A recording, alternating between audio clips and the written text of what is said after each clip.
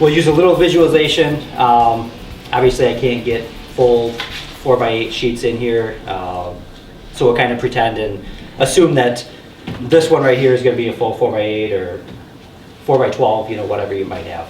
I guess most of the time with any project, whether you're going to, you know, gut a bedroom, bathroom, or you're going to try to fix up your basement, you know, you're going to have simple steps that you're going to kind of go through and focus on. Measure your area. Once everything's gutted, make sure you got a clean, prepped surface. If you're working with any electrical, shut off the power. Plumbing, if you have questions, concerns with plumbing, you know, get to where you can, get a hold of a plumber, and, you know, they'll disconnect something if they need to.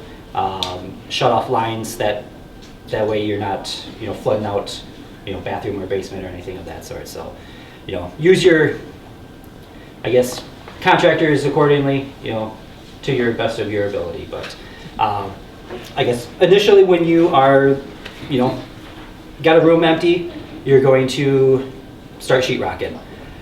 Depending on where it's at, there's different grades of sheetrock. You know, there's different thicknesses, there's different dimensions. Kind of the rule of thumb, if you are going to be hanging anything on the ceiling or it's 24 on center, go to a 5/8 drywall. You know, don't try to skip and get by with, you know, something smaller. And that's going to give you better durability, better strength when you're actually hanging that.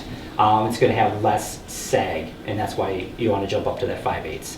I guess when you start laying out, we always start with our ceilings and look for your nailers. You know, everything's going to be 24 or 16 on center on most of your houses with residential stuff. If you can frame stuff in and you completely like refinish your basement, you know, that's perfect. Now you can lay out where you want and how you want to start.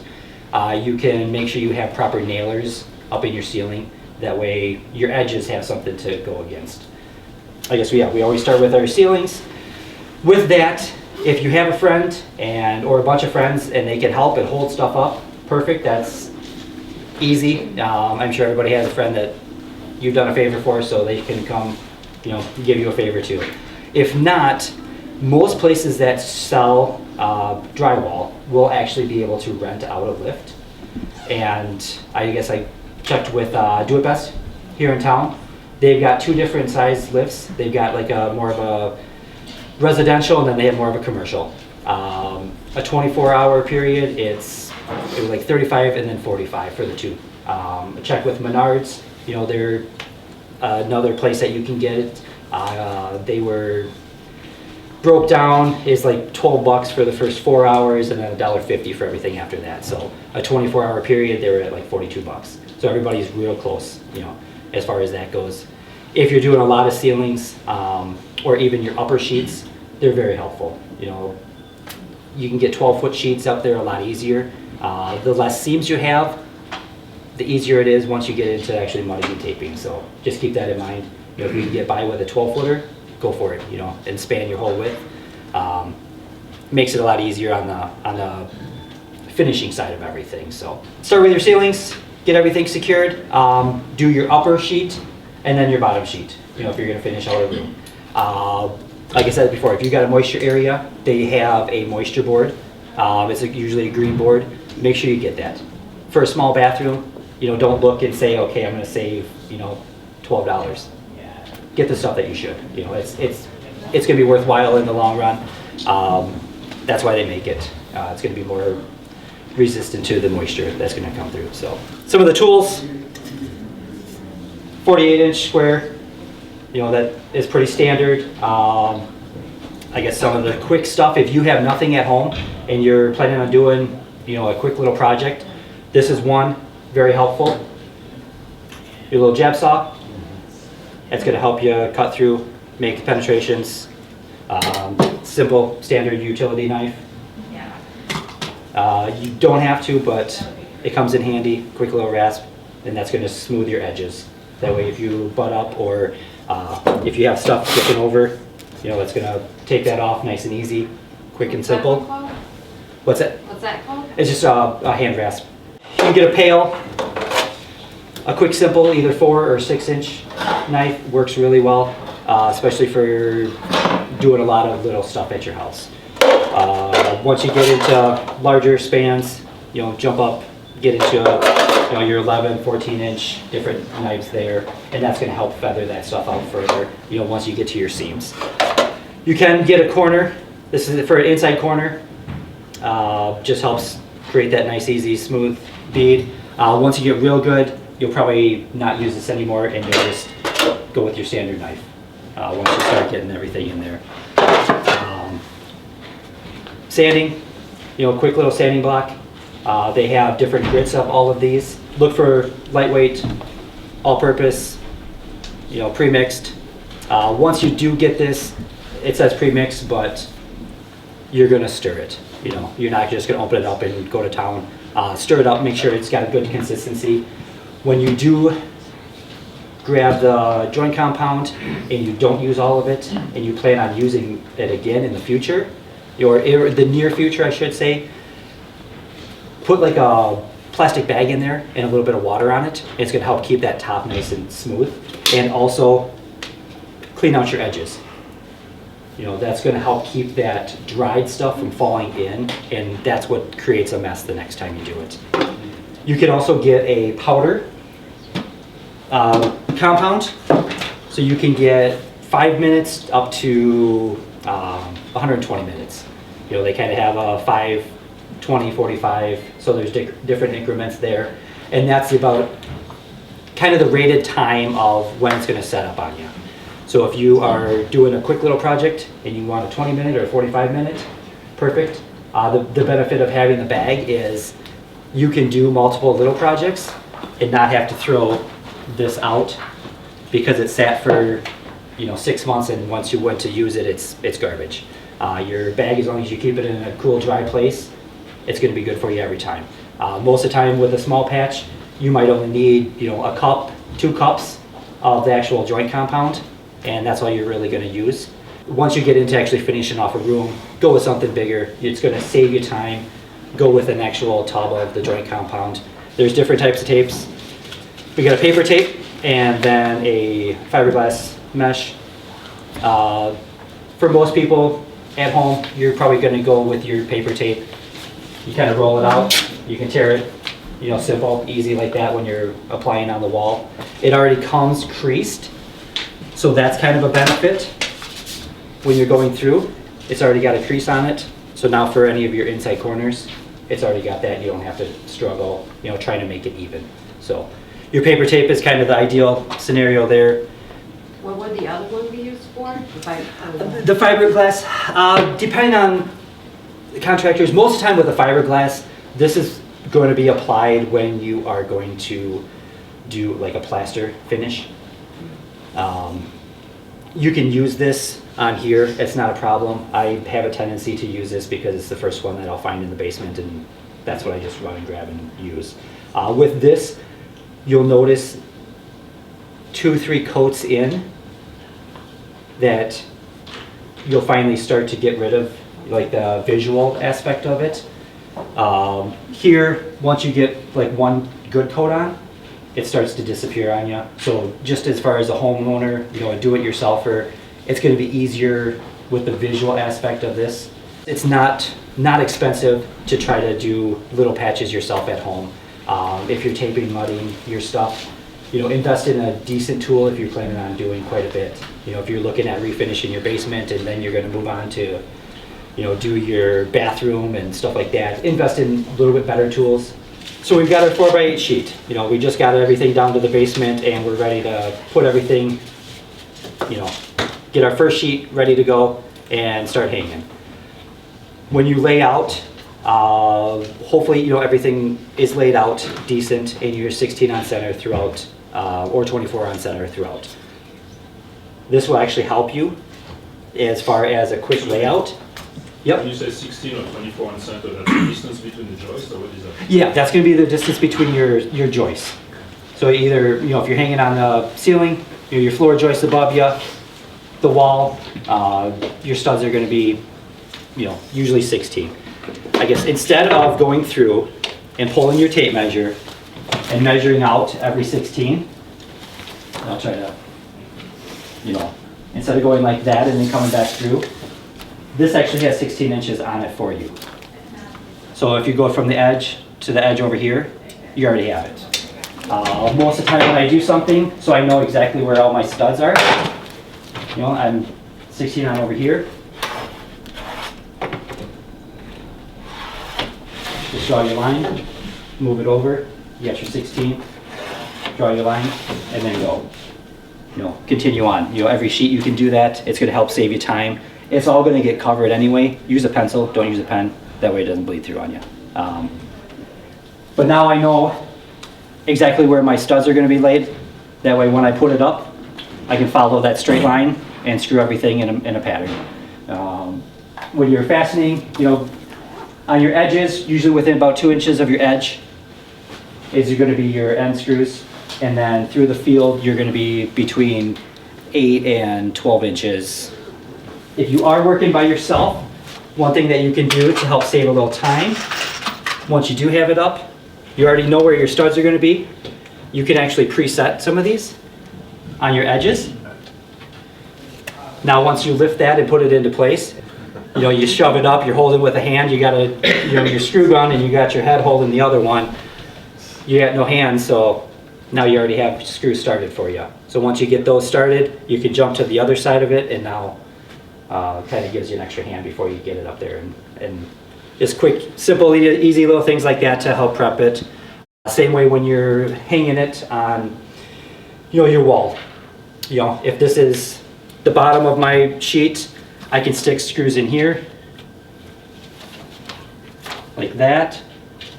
And I'll try not to be in the way too much here, but if I'm holding it up against the wall, pulling it up tight, now I already got my screws started and I'm ready to go. I can zip those in once you get, you know, your 3/4 screws that you can reach right by you. It's not going to go anywhere until you can get the rest of them started and go. Yep. When you're doing a wall, do you start with the top or you start from the bottom? I always start top. I guess for the fact that once you have your ceiling in, now you can pull your walls up tight. You can actually put a level on the bottom of this if you want to. You might have a little bit of unleveledness, but now you know you can get that up tight and keep everything level. If you start at the bottom, you know, depending on where you're at, you know, you're gonna have your bottom piece, and now you're gonna have a top piece, and you're probably gonna have a little rip. So usually if you go with the bottom second, that little gap at the bottom that you would have normally down there, that's going to get covered with base or some sort of finishing product that way. So that little bit of gap down there isn't going to make that much of a difference. If you have, say, like a 7-foot wall, now your top foot or your top 4 feet is going to go on first. You can rip your bottom and you don't have to be exactly on 3 foot. You know, if you give yourself that inch so you can adjust and move and actually have room to lift it and put it into place, you know, same thing there. You know, so start with your top and then go to your bottom piece.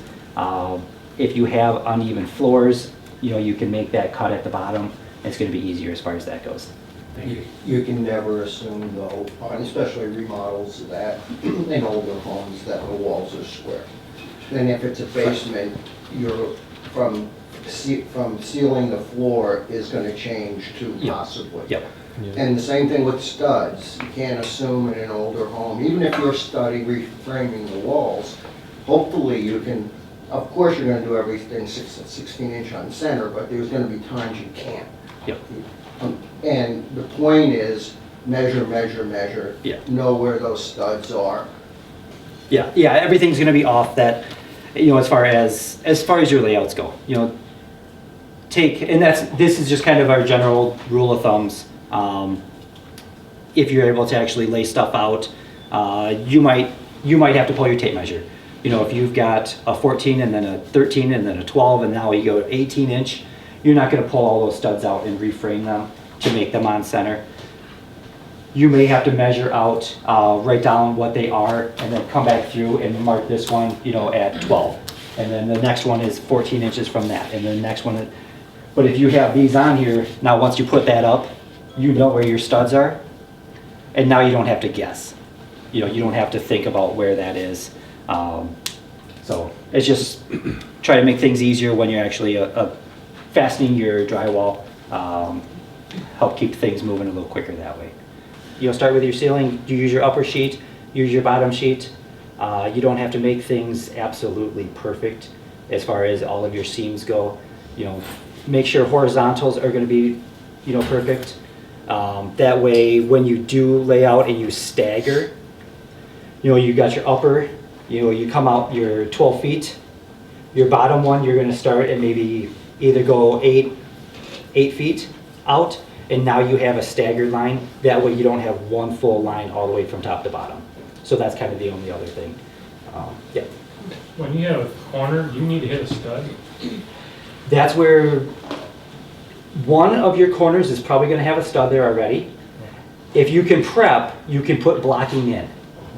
And that's where if you have any scrap lumber laying around, you know, 2x4s, 2x6s, that works perfect to put those in. You do want to have one piece hit you, the stud. Yeah, so if we were going to put this on our wall, we're going to hit our stud easy right here. But when it's framed and you have a proper corner section framed, you got to remember you're losing ½ inch now. So your next sheet that comes in, you almost have to feel like you're angling your screws a little bit, or you'll feel like you want to. If you can get that extra blocking in there, now you have that extra 1.5 inches, and now you can go straight in, and it's a lot easier putting your screws in. So yeah, if you can prep and do stuff on your own, you can kind of accommodate for that, and now you have 2 good corners to screw into in your corners. If you're gonna do an 8-foot tall wall, would you do panels 4 foot wide and 8 foot high, or would you do 12s wide and 2 4s high?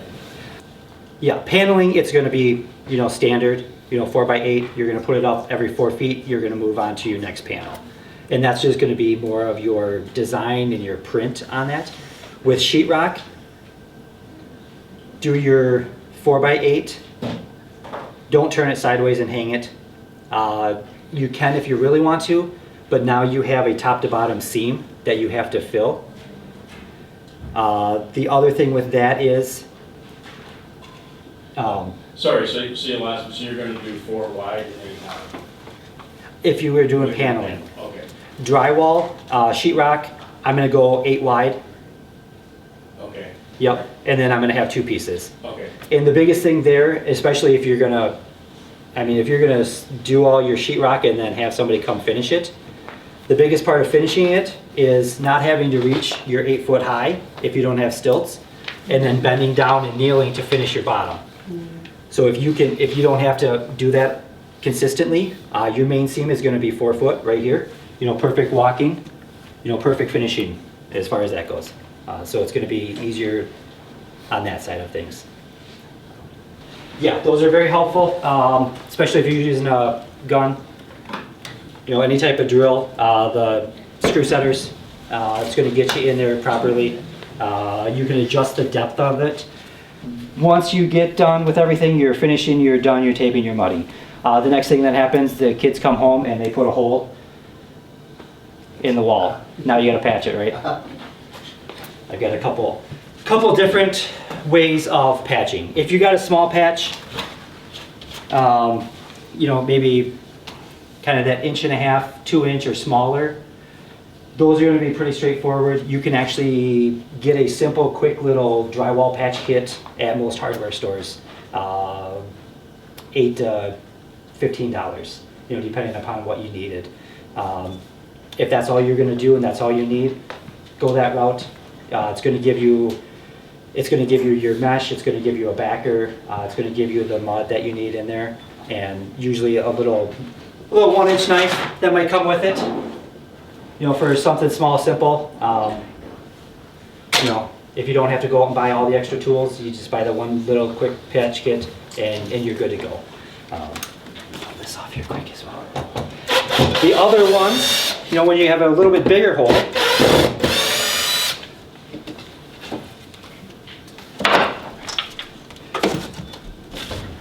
this is where, you know, coming through, measuring stuff, cutting it out, getting everything nice and smooth. You know, we've got a nice rectangle patch hole now. There you can actually go through, measure it with anything that you want. anything can be a straight edge when you're cutting stuff out. You know, you can go like this, you know, square it off. Now you got a nice easy marking. When you're patching, you know, it's what you make of it. The more patches you do, obviously, the better you're gonna get. Less is more, keep that in mind. The less mud you use initially, and you're not overcoating stuff, you know, like this, the less you have to do on the sanding and refinishing of everything else. So start with a little bit less. That second coat's gonna be a lot easier. A lot of times you don't even have to sand for your second coat, third coat, as long as you're applying and using, you know, a decent amount, but not excess after it. So yeah, so if we get to a patch and we have a hole here, if there's no studs behind us, now we need something for a backer. You can use pretty much anything, any type of scrap wood, plywood, 2x4s, anything to go in here. You know, hold on to them, screw them in, now you got a nice backer for that. When you are scoring and cutting stuff, you know, we got our knife, utility knife. I always score my paper first. So I'll take my utility knife, you know, go along my line here, and I'll just score that first, and then I can actually go through and cut it with the jab saw. It's gonna give you a cleaner cut on your paper, because that's the last thing you wanna do is have paper that kind of stands out and sticks like this. That you might as well get rid of and tear that off, because it's just gonna create problems and headaches later. Once you have everything kind of ready and done and prepped, you can kind of go through. Make sure you're not catching anything before you start mudding. You know, if you run over and, you know, we got a little bit of a, kind of that popping noise right there. You know, we got a screw sticking out right here a little bit too far. You know, grab your screwdriver, your drill. A lot of times, you know, simple little screwdriver, get those set back in. That way, once you start mudding, everything's ready to go. You know, it takes no time at all to go through and prep your wall with your knife, just to make sure all your screws are set before you actually start mudding. Because, yep. Do you want them perfectly flushed or slightly recessed? Slightly recessed. Don't recess too much in. You don't want to break the paper. That's going to be kind of the key. And you'll know what yeah. If you start screwing stuff in, and you can try it up here later. Come in, you know, put a couple screws in, and that's where, did you pass? Yep. One of those, okay, yeah. The little bit, yep. You can adjust your bit on that, and that's gonna give you a good depth distance.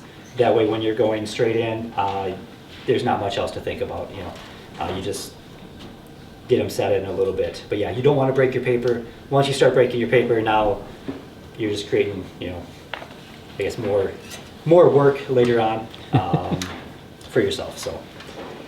So yeah, so you kind of standard patch. You know, we've got everything prepped, ready to go. We cut, measured our board. You know, that can go in. We can get our screws put back in here.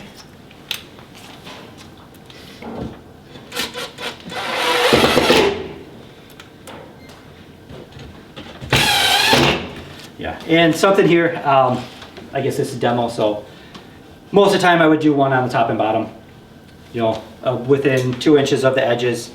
That way you've got a little bit more stability on it. You're gonna have less movement, that type of stuff. And then once you get to that, you know, you can use your mesh tape, your paper tape. So yeah, your mesh tape has a little bit of adhesive with it, so it's gonna stick already. So if you know, have your distance, and I'll try not to be in everybody's way here, but you know, that's gonna stick for you like that.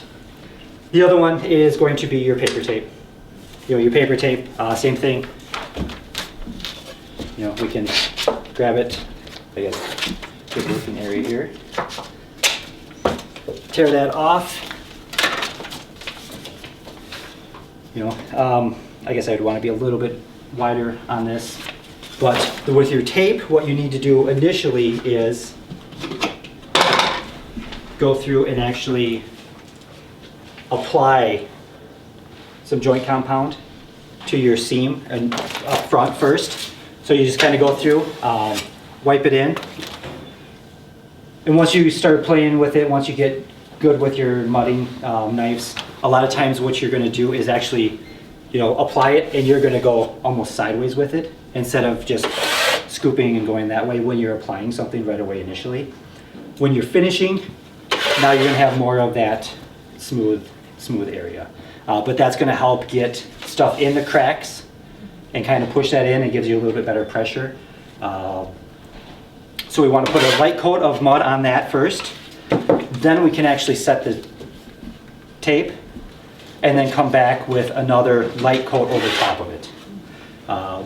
If you work kind of like that 3/4 of the way and then finish the opposite way, your tape won't shift and slide on you on a small patch. The one thing that you want to make sure with the tape is that bottom layer, getting that on there, keeping it wet, is going to help keep it from bubbling. And that's when you notice, usually like the day after you come back and you want to put your second coat on and it didn't get a proper coat underneath of it, and now part of this is going to bubble and stick up. Once you have that, if you catch it on your first coat, applying for your second coat, not as big of a deal. If you got poor lighting and you're on to your finish coat and now you finally find your bubble, now you're basically starting over in that area. So just take your time, prep the bottom side first, get your tape on, and then do your finish coat over top of it. Corners, we've got different things for corners. So we've got an inside corner over here. You can actually use your tape, which is going to be kind of the preferred method. It's already going to have your crease in it. You can get your tape in there, and same thing with applying, on a regular seam. Coat your corner, get your tape put back on, and then coat back over top of it. Usually if I'm going to do corners and I know I'm going to have 2-3 coats anyway, I'll actually cheat and do more of a finish edge on one side. And now that gives me a nice strong surface to go against when I finish my other side. Because if you try to finish both sides at the same time, you're going to be fighting each other on that. So if you give yourself a little bit more of a finish on one side of it on your initial first step, then that'll help you on your second. They also have metal corners. So you can get these in, I think, 8 or 10 foot pieces. Same thing with your outside corners, but it's got a little bit metal in there. Same concept though. It's got the tape. There is no fasteners to it, so your joint compound is what you're going to have to put in there first initially, and then you can set that in. It's going to give you a stronger corner if you're worried about creating any type of wiggle or zigzag, that type of stuff. So these you can actually bend a little bit, so that way if you have kind of a decorative corner where it's not 100% 90 degree and you want to still use the metal, you can actually use the metal and bend it out a little bit, or just go with this and that's going to fit everything anyway. So we got our 2 outside corners here. You can do the same thing. We've got the paper, measure, mud it, put it in, and then you're basically setting it with the mud. That's going to help hold it into place and adhere it. If you want to use the regular metal corner, when you set your corners on here, there's holes. Nail on your outside hole. The inside holes are actually going to help fill in and give consistency with your joint compound. That way you can actually get that in there, especially if there's gaps. The other thing that you want to keep an eye on is, and it's kind of hard to show, but we can come up later and I can kind of show. When you mud, this is going to be your outside, the furthest outside piece on this plane and on this plane. So you can actually kind of go through and make sure that you have a gap right here. That way you have a consistency and you can actually mud this properly. Likewise over here. If you get this pushed too far in, now you have less, and now as far as your mud and your tape, this joint is going to probably crack more predominantly having less material there. So it also helps kind of keep that nice and straight, as far as up and down. You can kind of look and gauge, as you go up your wall. So these are different inside, outside corners that you can use with that stuff. Simple little standard patches. If you have little holes, little scrapes, little scuffs, that's something simple. Grab your mud.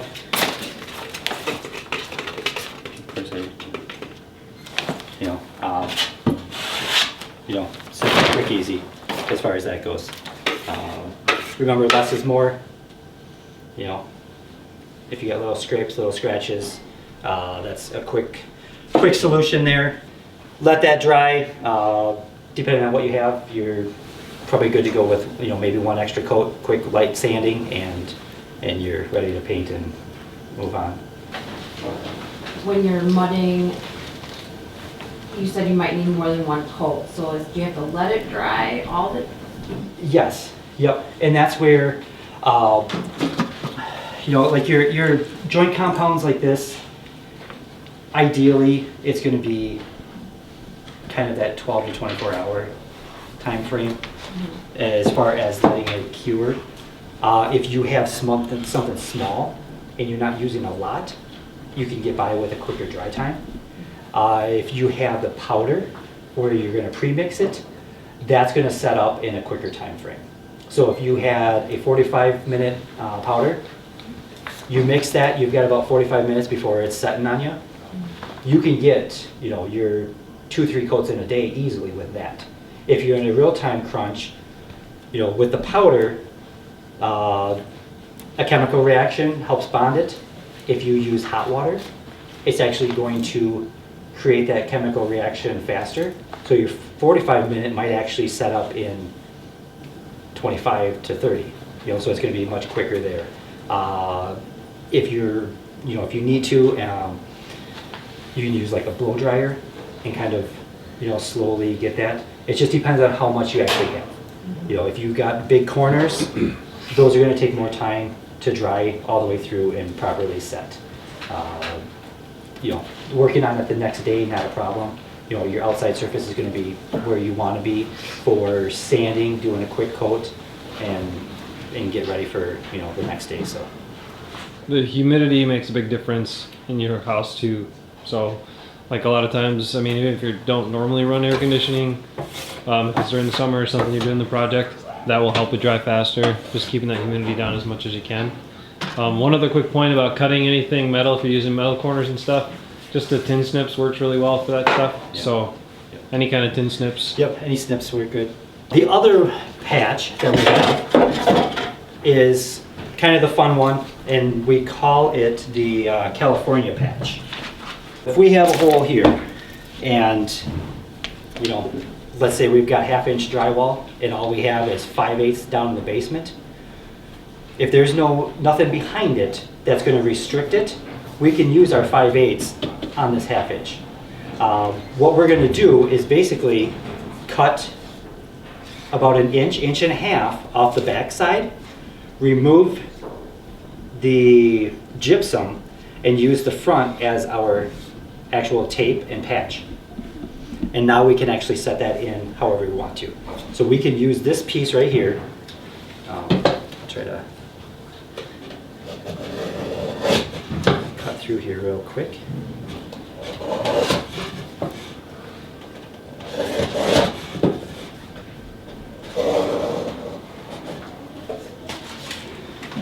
So we go like that.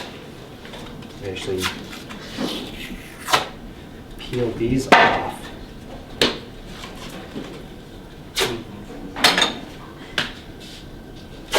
I have a feeling you're making it look easy. You can't really mess this up. We used a goofy, this is not a normal, 4x4 piece or, 6x8. Any piece that you had down there. And that's where, once you have this, kind of smooth off your edges a little bit, just so it's going to fit in nice and easy. This is going to be your tape. These flaps right here. So don't tear those off completely. you're gonna want those. Once you have your piece right here, and this will be kind of hard for, I'll try to show it. But you basically line this up at your hole, and now you can trace the opening that you have.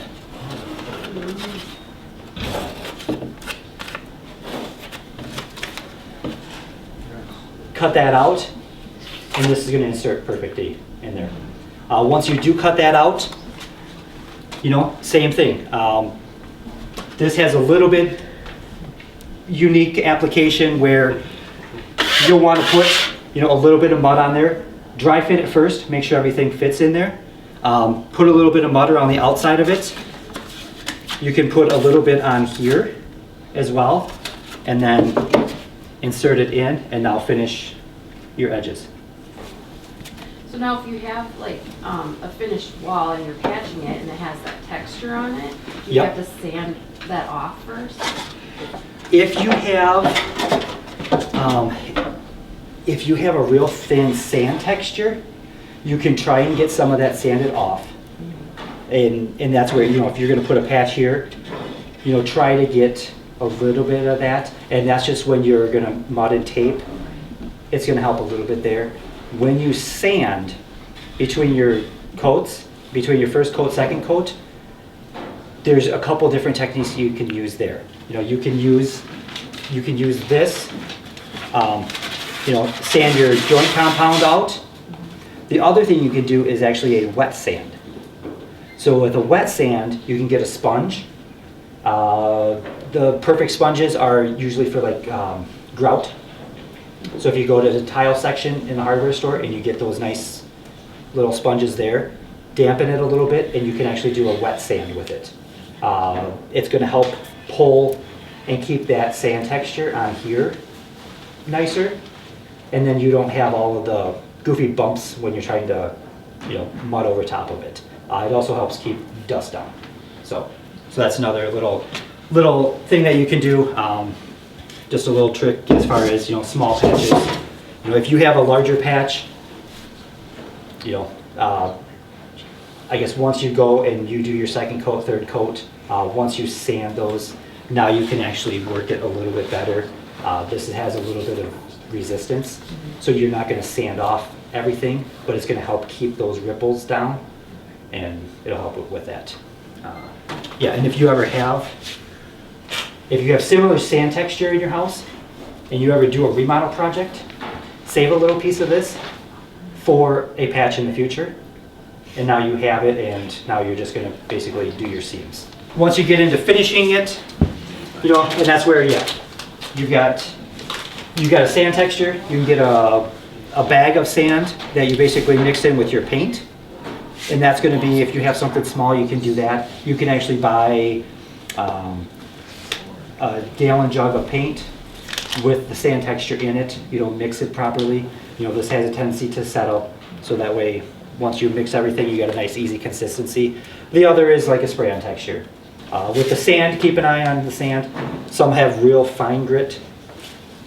This actually has a little bit larger grit, so just try to finish similar to what you have existing if you're doing a patch. If you have like an orange peel or some other type of spray-on texture, a lot of the spray-on texture cans do have like an adjustable nozzle on them, so it's good to test it on something else and get like the size that kind of matches what you have if you really want to match that up. Yeah, So yeah, it's just got a nozzle there. it'll either make it finer or a little blotchier, a little bigger. Do some textures hide defects better than others? Like if you're a newbie and you're taping and mudding and you don't get it absolutely perfect, right? Because you can still see, here's where the edge of where I feathered it out Yep. a little bit. Yep. Is one texture better than another for hiding that? The larger the texture, the more you're going to be able to kind of, that side profile view, the less you're going to be able to see because you have a larger texture to kind of help make way with that. If it was perfectly smooth and you did a smooth finish, if you stand on the side, you're probably going to pick it out and notice it. To the average person that walks into your house, probably not. It's just you did it, you know it's there. Your eyes are drawn to it, and that's why it always sticks out to you the most. That's just the way it goes. When do you use all-purpose joint compound and when do you use lightweight? For most of your projects, you're gonna be fine using the lightweight.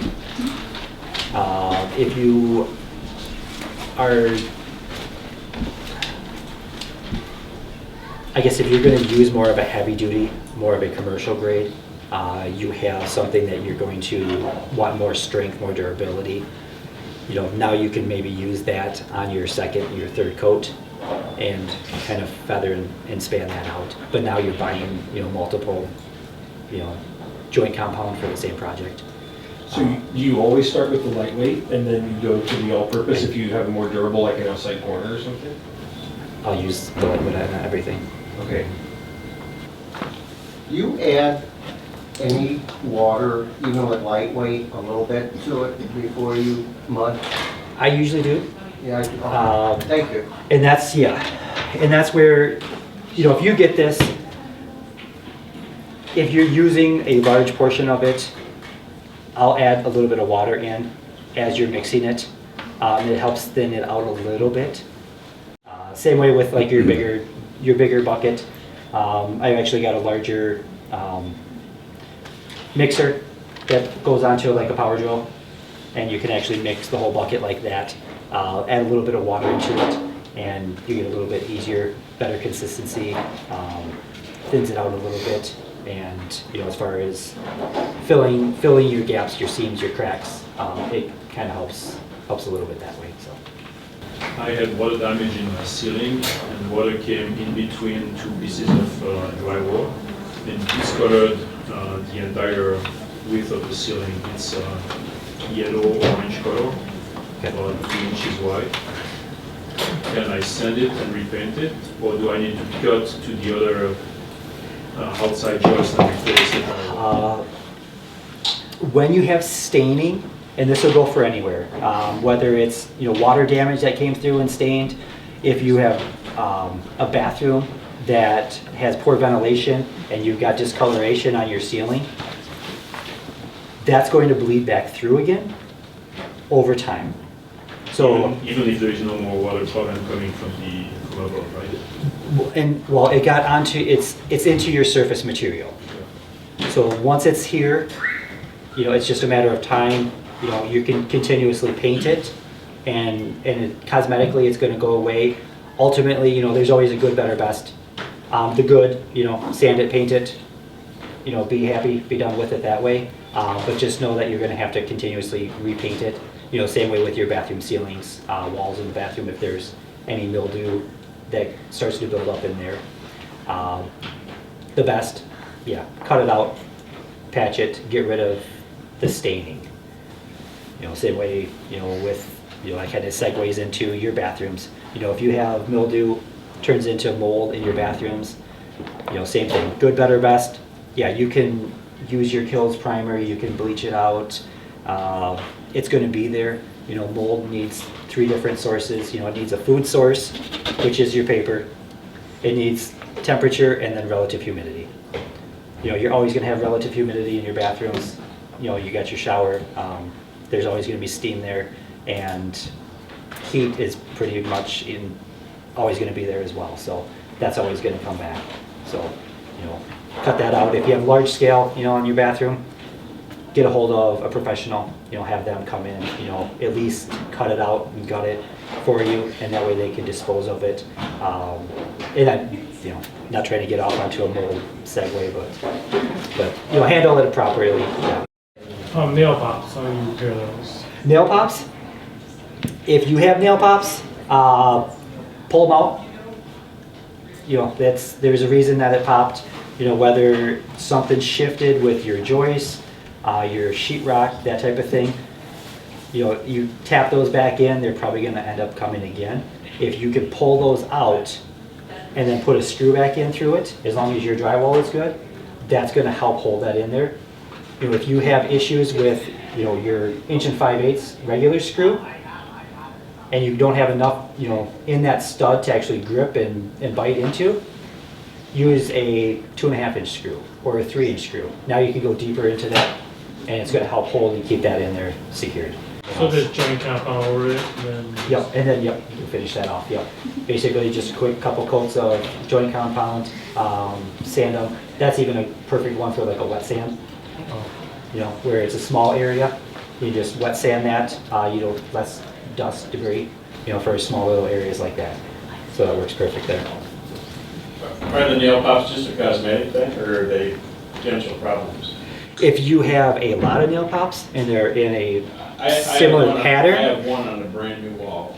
I probably want to fool with it, do I? If you have one on a brand new wall, you know, it might have been just a random fluke with that area.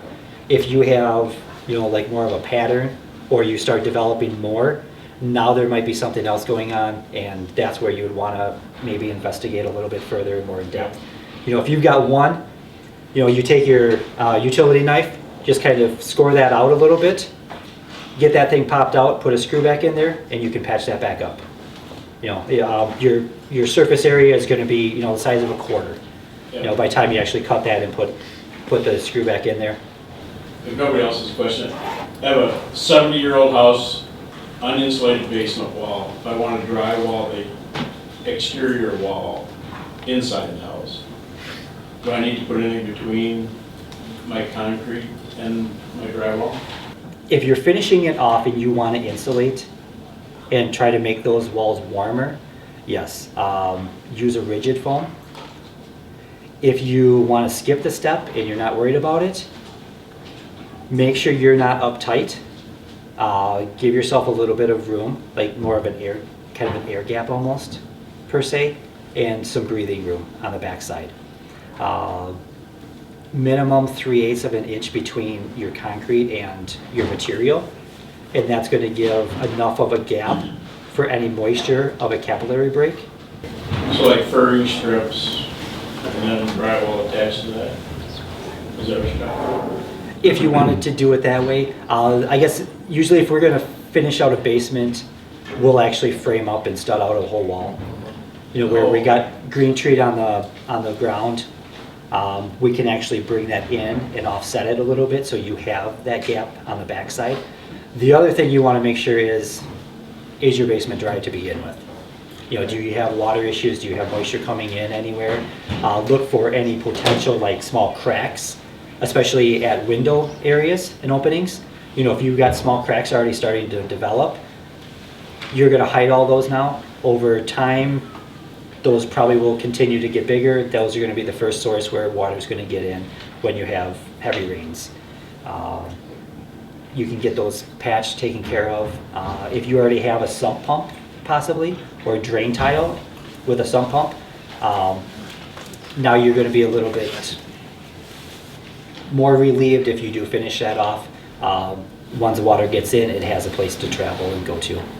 But a 70-year-old house, I'm probably already set, right? Since we talk about basements, I want to just bring this up real quick. So we've done a class, and we're putting it on in the spring a couple times too, about how to prevent water from getting in your basement, and we'll talk about that. But even a house that's been around 70 years, let's say you haven't had water issues, the right type of weather, the right type of conditions can still make that a case, even if it's never happened. So it is something, just constantly check your grading, constantly check around the house to make sure you have a positive grade running away from the house in all directions. Water's not pooling in areas, all that stuff is really important. So looking at that at least, you know, regularly, every few months, every time you can, is really important because it can change quick. We just did this, and we're doing it in phases. We gutted everything. We started fresh. We then foam boarded the exterior walls. It worked great. Rather than insulating the old-fashioned way, we studded up walls. We could put then, that just holds the electricity and piping, Yep. and then we can drywall it or panel it or do whatever you want. Yep. So it's kind of the standard, and it's great. I mean, it really helped the basement stay a lot warmer. Yep. So just foam board inside the concrete, then the stuff. The foam board Yep. goes up against. Yep, right up against right the- up against the wall, and then you can stud it in. And then you can have the electrician and plumbers do what they have to do, and then you can go in and put whatever dressing you want, so to speak, on the walls.